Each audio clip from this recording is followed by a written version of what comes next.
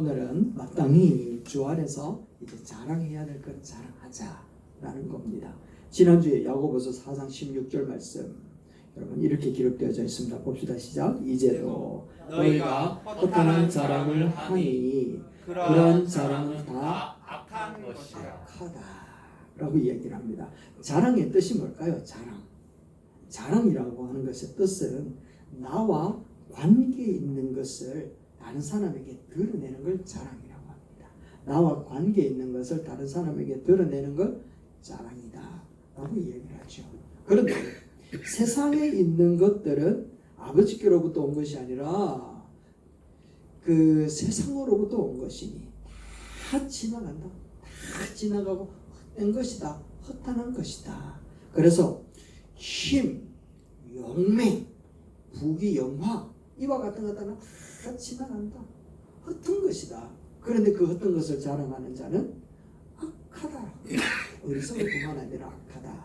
그러면 오늘 우리에게 있어서 진짜 헛된 것은 자랑하지 말고 자랑해야 될 것을 자랑하자 라는 것 주제로 가지고 얘기를 할 텐데, 자랑이 뭐라고 했습니까? 나와 관계되어진 것을 이야기하는 겁니다. 그렇다면 우리 크리스천들이 예수님을 믿고 하나님의 자녀가 되고 주님으로부터 주어지는 그 성령의 충만함을 관계하고 살아가는 사람은 관계되어진 것을 당연하게 다른 사람에게 드러내는 것이 마땅한 것 아니겠습니까?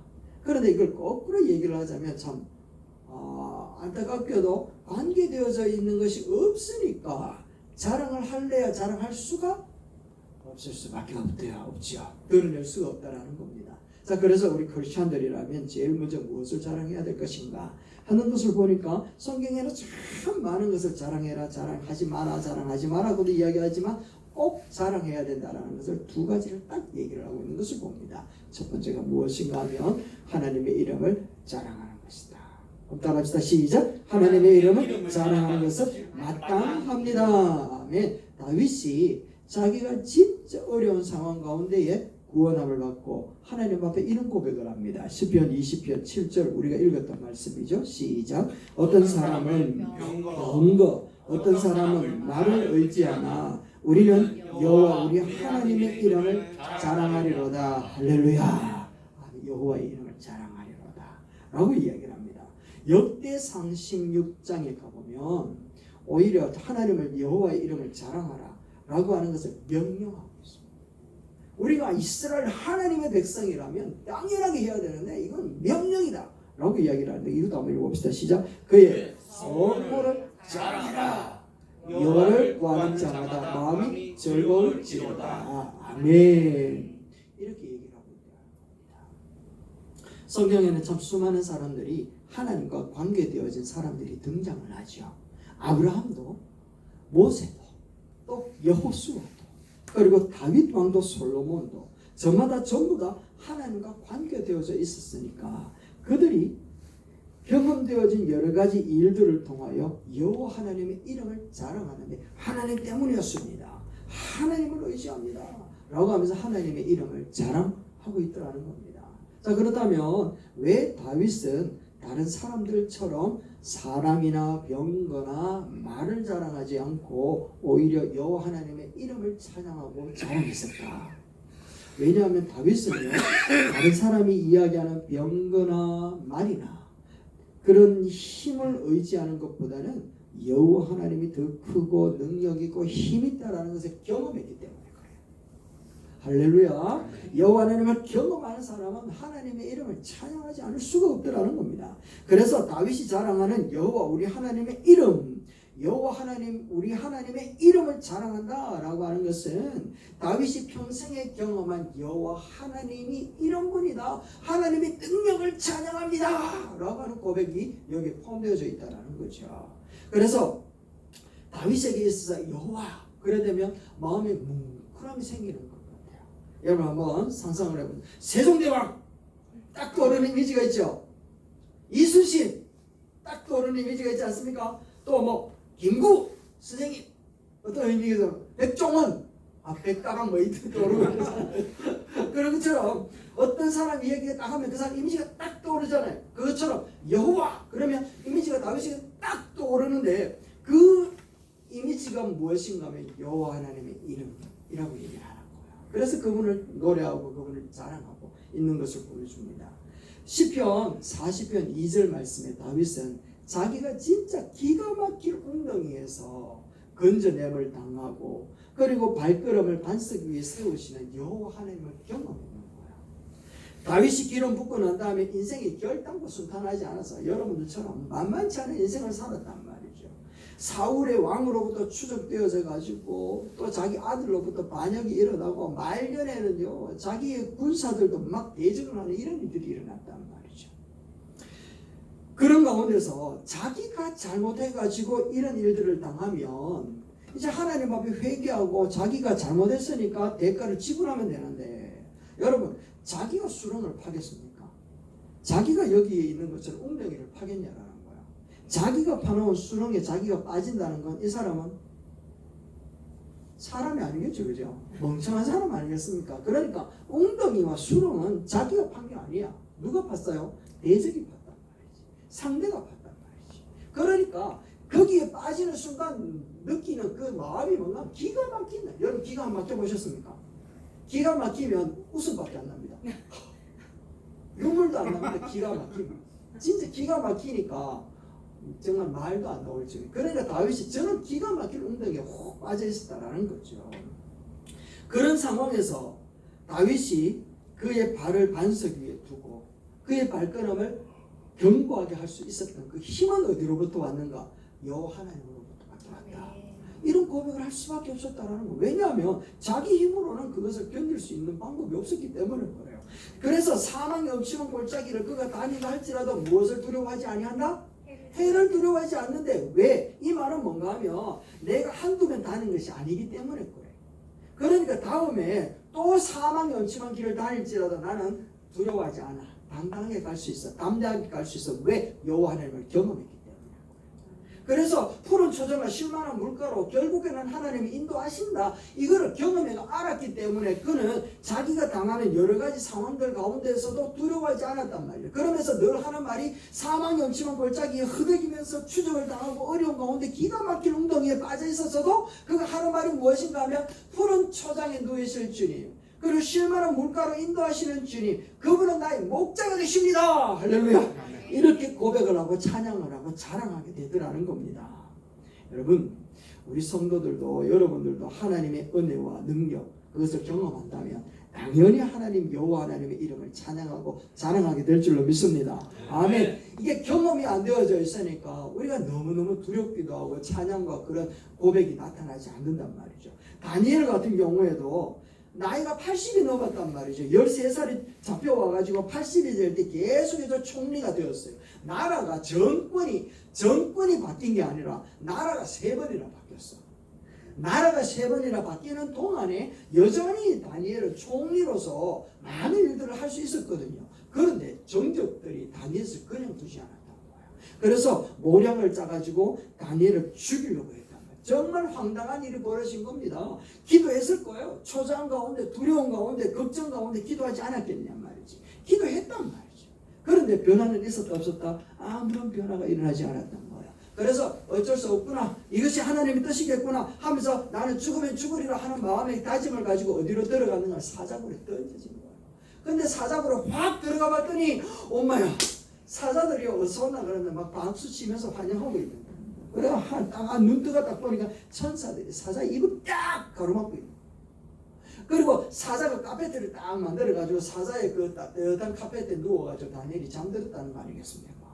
그런데 다니엘은 사자굴에서 편안하게 하나님 은혜를 누렸는데 바깥에 다니엘을 집어넣었던 사람들은 초조해가지고 다니엘이 죽었는지 안 죽었는지 밤새도록 저들끼리 두려워하고 그런 가운데 걱정을 하다가 심지어 왕은요 새벽녘에 누구보다도 빨리 그 사자굴 앞에 가가지고 하는 말이 야 다니엘 죽었냐 살았냐 네가 믿는 하나님이 어찌 너를 살렸냐 어찌 됐냐 라고 이렇게 물어보는 거예요. 의도가 뭘까요? 다니엘은 사자에게 분명히 밥이 됐을 거라는 거지. 근데 너가 하나님 어디 갔노? 이런 물음이잖아요. 그러니까 다니엘이 뭐라고 이야기하는 겁니다. 이렇게 얘기하는 겁니다. 깜짝 놀랐을 겁니다. 한번 읽어보시다 시작. 나의 하나님이 이미 그의 천사를 보내어 사자들의 입을 봉하셨으므로 사자들이 나를 상해하지 못하였사오니. 아멘. 다니엘은 하나님이 기도 응답이 없는 줄 알았어요. 다니엘은 하나님이 기도를 듣지 않는 줄 알았단 말이지. 그런데 다니엘이 정작 사자굴에 들어가 보니까 하나님이 어디 계셨다고요? 거기 계셨다라는 거예요. 사자굴 안에. 그곳에 들어가 보니까 이미 사자의 입을 봉하고 사자들이 상하지 못하도록 발목을 묶어놔 버렸다라는 겁니다. 이런 하나님을 경험하고 난 다음에 이 다니엘은 여호와 하나님을 찬양하고 하나님을 자랑하는 거예요. 왕이시여, 왕이시여, 나의 하나님이 나를 지키셨습니다 라고 하면서 그 당대 최고의 왕한테 누구를 자랑하고 있다고요? 하나님 자랑하고 있고, 나의 하나님 내 살리셨대, 이래 되는 거예요. 여러분, 하나님을 자랑합시다. 이렇게 나의 하나님이 상하지 못하게 하셨습니다 하면서 하나님을 자랑하고 있다. 우리들도, 여러분들도 마찬가지인 것 같아요. 다니엘과 그 다윗처럼 많은 대적들이 우리를 넘어뜨리려고 여러 가지 방법과 사건을 통해서 우리를 수렁을 만들어 놓고 또 올무를 만들어 놓고 거기에 빠뜨리려고 웅덩이에서 또 헤매도록 그렇게 만들고 있지 않습니까? 그럴 때마다 우리는 막 하나님 앞에 기도하고 하나님 도와주세요 부르짖지만 응답이 없는 것 같아. 그래서 참 하나님 앞에 본전 생각도 나는데, 그런데 하나님은 모른 척하는 분이 아닌 줄로 믿습니다. 하나님은 그런 상황에서도 길을 만드시는 분이신 줄로 믿습니다. 회복케 하실 줄로 믿습니다. 이게 바로 우리의 믿음이라는 거죠. 다윗이 고백했던 것처럼 우리의 발을 반석이게 걷게 하실 줄 믿습니다. 우리의 인생을 굳건하게 푸른 초장으로 인도하실 줄 믿습니다. 아멘, 아멘, 아멘. 그러니까 다윗처럼 여호와의 능력을 경험한 사람이라면 다른 사람들은 말과 병거와 힘을 의지할지 모르지만 하나님을 경험한 사람들은 여호와 우리 하나님, 여호와 나의 하나님을 자랑하게 될 줄 믿습니다. 아멘. 여호와 하나님을 자랑하면 어찌 되는지 아십니까? 여러분, 다음 말씀을 보면 역대상 6장 16장 10절 앞에 부분에 있어요. 16장 10절 말씀 우리가 읽었잖아요. 같이 한번 봅시다. 시작. 그의 성호를 자랑하라 하시다. 다시 한번 큰 소리 시작. 그의 성호를 자랑하라. 갈로 열고 제만 보이는데 여러분도 보이기를 바라요. 갈로 열고 그리하면 바로 닫고 시작. 여호와를 구하는 자마다 마음이 즐거울지로다. 할렐루야. 여러분, 하나님 자랑하세요. 그럼 여러분 마음에 반드시 걱정과 염려와 근심은 떠나가고 즐거움으로 가득 차는 놀라운 역사가 일어날 줄로 믿습니다. 아멘. 이게 믿음이고 하나님의 역사. 하나님이 자기 아들을 사랑하시면서 우리를 위하여 다 내어주셨는데, 당신의 사랑하는 자녀들이 그 은혜를 받고서 힘들어 기도하는데 하나님이 그 외에 다른 거 채워주지 않겠느냐? 라고 하신 그 말씀이 오늘도 우리와 함께 하시는 줄로 믿습니다. 우리가 하나님을 사랑할 때 우리가 감사하는 것으로 끝나는 것이 아니라 이제 감사는 하나님께, 자랑은 누구에게? 옆에 사람에게. 옆에 사람한테 한번 합시다. 하나님, 나를 살려주신 하나님을 자랑합니다. 딱 이렇게 자랑하는 거. 자랑합시다. 한 번은 이제 어떤 목사님이 내가 예수님을 믿으세요 라고 하는 걸 하루에 3번씩 외쳐야지 라고 이렇게 고백을 하고 다짐을 했답니다. 그런데 이제 계속 그렇게 하다가 하루는 설교 준비를 하다가 그만 못했던 거예요. 사람을 만나서 예수님을 믿으세요 3번을 해야 되는데 못했던 거예요. 그래가 안 되겠다 싶어서 잠옷바람으로 벌떡 일어나가지고 창문을 열어놓고 외쳤다는 건 아니겠습니까? 예수님을 믿으세요! 예수님을 믿으세요! 예수님을 믿으세요! 사람 3명 만나는데 이야기하는 것처럼 그러고 외쳤대. 그러고 난 다음에 잠들고 난 다음에 한 3주 정도 지났대요. 그런데 갑자기 자기 교회에 어떤 분이 인도되어가지고 와가지고 예배 끝나고 목사님한테 이야기해, 내가 놀라운 것을 경험했습니다라는 거예요. 엄청난 걸 경험했는데 제가 새벽 1시쯤 내가 인생을 못 살겠다 싶어가 낙심되어 가는데 갑자기 저 언덕 너머에서 흰 옷을 입은 사람이, 사람 같은데 하나님 같기도 하고 천사 같기도 하고 사람 같기도 하고, 이런 사람이 나를 향하여 예수님을 믿으세요, 예수님을 믿으세요, 예수님을 믿으세요 라고 하는 것이 하늘에서 저에게 들려주셨습니다. 그래서 제가 예수님을 믿기로 작정을 하고, 이건 하나님의 나를 부르셨다, 나를 향한 음성이었다 라고 하면서 제가 지금 이렇게 교회 와서 하나님 앞에 기도하고 예수님을 영접했습니다. 이렇게 고백하더라는 겁니다. 하나님의 역사는 어떻게 나타날지 몰라요. 우리가 하나님 앞에 다짐하고 그렇게 움직여가는 순간 하나님은 반드시 역사하실 줄 믿습니다. 아멘. 예수님을 믿으세요. 이거는 우리가 다음 텀에 할 거고, 이번 한 주간은 하나님을 찬양합니다. 하나님을 자랑하는 여러분들이 되실 때 하나님의 놀라운 역사가 그리고 여러분들 마음을 다스리는 은혜가 임하게 될 줄 믿습니다. 아멘, 아멘. 자, 이제 두 번째는요. 우리가 마땅히 예수님을 믿고 성령이 충만한 은혜와 예수님과 관계되어진 삶을 살아간다면 어떻게 되는가 하면 나의 죄를 해결하신 시작 나의 죄를 해결하신 예수님의 십자가 은혜를 자랑해야 하는 것이 마땅합니다. 아멘. 첫 번째는 뭐라고요? 여호와 우리 하나님을 자랑하는 것, 그 이름을 자랑하는 것. 두 번째는 예수님의 십자가의 은혜를 자랑해야 돼. 여러분, 바울이라고 하는 사람이 있습니다. 이 사람이 이렇게 고백을 합니다. 갈라디아서 말씀해 보니까 이렇게 얘기를 시작. 그러나 내게는 우리 주 예수 그리스도의 십자가 외에는 결코 자랑할 것이 없으니. 할렐루야. 이 결코 자랑할 것이 없대. 근데요, 솔직하게 까놓고 보면 바울이 자랑할 게 진짜 없는 게 아니야. 그는요, 인간으로서 배울 수 있는 최고의 학부를 나온 사람이었고 자기가 높아질 수 있는 최고의 지위를 가진 사람이었고 당시에 로마인이라고 이야기를 하면 자기가 살인을 저질러도 누군가로부터 살해 혐의는 받을 수 있지만 살해의 그 증거가 있어도 살해했다라는 것에 대해 가지고 그런 법적인 판명을 내리는 것 로마 법정에 가야지 될 정도로 그렇게 로마인이라는 것은 특권층이 있었답니다. 그 시민권을 가지고 있지 않았겠습니까? 그리고 히브리인 중에 히브리인이었고 또 랍비라고 하는 칭함을 받았고 또한 율법으로서도 완전한 사람이었거든. 자랑할 것이 얼마나 많이 있었던지 몰랐단 말이죠. 그런데 그가 하는 말이 내가 우리 주 예수 그리스도 십자가 외에는 결코 자랑할 것이 없네. 바울이요 진짜 십자가 예수 그리스도의 십자가의 은혜의 그 가치가 자기가 이때까지 평생 모아왔던 그 캐리어하고 비교할 수 없다는 것을 알았던 거예요. 왠 줄 압니까? 자기가 모아놓았던 이 모든 캐리어를 가지고는 죄 문제를 해결할 수 있는 방법이 없었어. 죄의 삭은 뭐라고요? 죄의 삭은? 입을 열어야 돼. 입을 열어야 돼. 그래야지 죄가 우리를 침투하지 못하지. 죄의 삭은? 사망이 사망. 그래 죄를 지으면 사망, 죽음으로 그거를 보상해야 된단 말이에요. 그런데 인간의 입장에 있어서 이 죄 문제를 해결할 수 있는 방법이 없었어요. 이제 죽음으로 갈 수밖에 없었던 거예요. 그래서 유대인들에게 있어서는 이 죄 문제를 해결하기 위해서 매일, 매주, 매달, 매년 제사를 드리고 자기의 죄를 위한 제물을 바쳤던 사람들이었어요. 그런데 그 죄를 해결할 수 있는 방법이 그 제사를 가지고도 안 되었어요. 오직 하나 그 죄를 해결할 수 있는 분이 누군가 바로 하나님.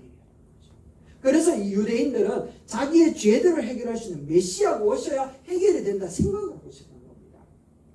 그런 유대인들에게 있어서 가장 해결하지 못했던 죄, 죽음, 이 문제를 누가 해결했는가 하면 바로 예수 그리스도가 오셔서 인류의 메인 모든 죄의 문제를 십자가에서 단번에 해결했다는 거예요. 단번에 해결했다는 이 놀라운 것을 바울이 들었단 말이에요. 그런데 어떻게 인간이 죄를 해결할 수 있노? 이거는 있을 수 없다. 이건 거짓말쟁이다. 이거는 사기꾼이다. 라고 해가지고 초창기에 바울은 예수님을 죽이려고 했고 또 예수 믿는 사람들을 죽이려고 했고 교회를 무너뜨리려고 했다는 말이죠. 그러다가 다메섹에서 예수님을 만나고 난 다음에 이 땅의 모든 죄를 담당하기 위하여 오신 분이 오직 예수 그분이셨구나. 그리고 십자가에 달려서 가지고 우리를 구원했다. 그래서 구원을 얻는 모든 자에게는 하나님의 능력이라고 하는 것을 이야기하기 시작을 했다.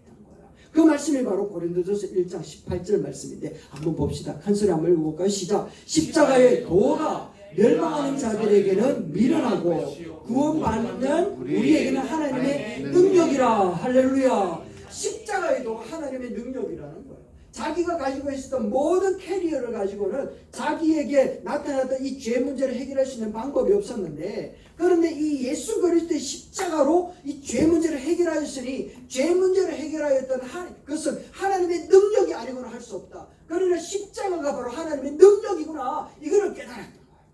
여러분들에게도 바로 이 십자가가 하나님의 능력인 줄로 믿으시기를 주의 이름으로 축원합니다. 모든 문제, 모든 죄들을 단번에 해결하신 주님. 그래서 그는 가는 곳곳마다 복음을 전하였는데 로마서 8장 1절에서 이렇게 복음을 전하는 거예요. 시작. 그러므로 이제 그리스도 예수 안에 있는 자에게는 결코 정죄함이 없나니 이는 그리스도 예수 안에 있는 생명의 성령의 법이 죄와 사망의 법에서 너를 해방하였음이라. 할렐루야. 아멘. 보세요.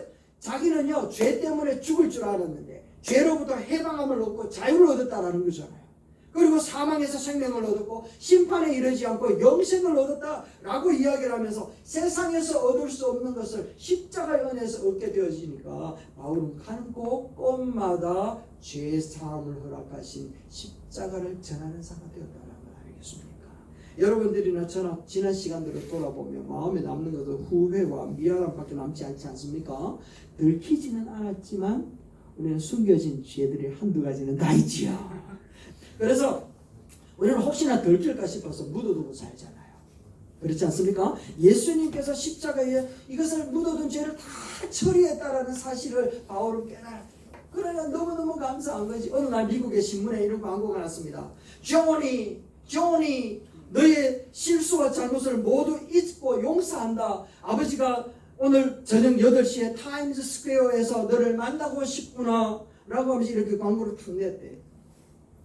그날 저녁에 아버지가 타임스 스퀘어에 탁 갔더니 존이라고 하는 사람이 80여 명이 모였더라고요. 존이가 얼마나 많이 모였는지 아버지가 깜짝 놀랐대. 다시 이야기를 하면 아버지로부터 용서함을 받고 싶은 존이가 그 존이만 있었던 게 아니었단 말이야. 오늘도 우리를 향해서 너의 죄를 내가 용서해줄게, 너의 실수를 용서한다 라고 하는 말을 듣고 싶은 사람이 참 많다라는 거죠. 숨겨놓고 있고 들키지 않았을 뿐이지. 그런데 우리 주님이 십자가에서 그 은혜로 우리의 죄를 다 용서해 주셨다. 그것을 깨달았던 바울은 하나님 앞에 감사하지 않을 수 없었던 거죠. 그리고 우리에게 죄를 용서하실 뿐만 아니라 우리가 하나님 앞에 담대하게 나아가실 수 있게 되었고, 또 십자가의 은혜로 말미암아 우리가 구하는 것을 모든 것을 받을 수 있도록 우리에게 근한을 허락하여 주신 것 아니겠습니까? 그러니까 우리는 결국 하나님 앞에 십자가의 은혜로 말미암아 우리는 죄사함을 받았고 하나님 앞에 나아갈 수 있게 되었고 주께 간구함으로 얻을 수 있는 모든 특권과 은혜를 다 누리는 사람이 되었다는 것을 얘기하고 있다는 거죠. 그러니까 하나님을 만나고 예수님을 만나기만 하면 우리에게 일어난 모든 문제는 해결되어지는 줄로 믿습니다. 아멘. 그래서 우리는 하나님 앞에 십자가의 은혜를 자랑하며 살아야 되는데 디모데후서 3장 1절과 2절 말씀에 보면 이렇게 이야기를 하고 있습니다. 한번 볼까요? 시작. 너희는 알라 말세에 고통하는 때가 이르러 사람들이 자기를 사랑하며 돈을 사랑하며 자랑하며 교만하며 비방하며 부모를 거역하며 감사하지 아니하며 거룩하지 아니한다. 말세가 되어지면 극도로 이런 현상들이 나타나는데 무엇을 안 한다고요? 자랑한다. 막 자랑하는 거야. 자기들의 뭐 건강, 외모, 스펙 이거 다 자랑하면서 사는 거예요. 뿐만 아니라 감사치도 않는다라고 얘기를 하고 있습니다. 그런데 그럴 때일수록 우리 성도들은 어떻게 해야 된다고요? 여호와 우리 하나님의 이름을 자랑하고 예수 그리스도 십자가에서 우리에게 허락하여 주신 십자가의 은혜를 자랑할 때 우리 시편 말씀 105편 3절 말씀 다시 한번 보면요. 뭐라고 이야기를 하면 이렇게 얘기를 합니다. 시작. 그의 거룩한 이름을 자랑하라. 여호와를 구하는 자들은 마음이 즐거울지어다. 아멘. 이와 같이 우리가 주님을 자랑한다면 자랑하는 것을 통하여 우리 마음에 즐거움이 일어나고 우리 주님이 또한 기뻐하는 일들이 일어나게 될 줄 믿습니다. 아멘. 여러분 혹시 아들은 없겠지만 저는 한 번씩 상상을 해봅니다. 제 아들이 유명해져가지고 방송에 나갔어요. 그리고 하는 말이 저는 우리 아버지의 아들이 된 게 자랑스럽습니다. 이러면 아버지 환장하지 않겠습니까? 와 이럴 수가. 많은 매스컴과 많은 부분들을 아버지가 그 아들을 두고 자랑스럽습니다 라고 하는 매스컴은 많은데 자녀가 아버지를 향하여 내가 당신의 아들이 되고 당신의 딸이라는 것이 자랑스럽습니다 라고 하는 사람은 극히 드물더라는 겁니다. 그래서 하나님은 우리에게 요구하는 겁니다. 너희가 나를 자랑하고 있느냐? 하나님의 자녀 되어진 것이 하나님의 자녀로서 하나님을 향하여 너희 아버지를 향하여 자랑스러워하고 있느냐? 이 물음 앞에 우리가 아멘이라고 답할 수 있다면 하나님은 분명히 우리 마음을 즐거움으로 인도하고 주실 줄로 믿습니다. 아멘.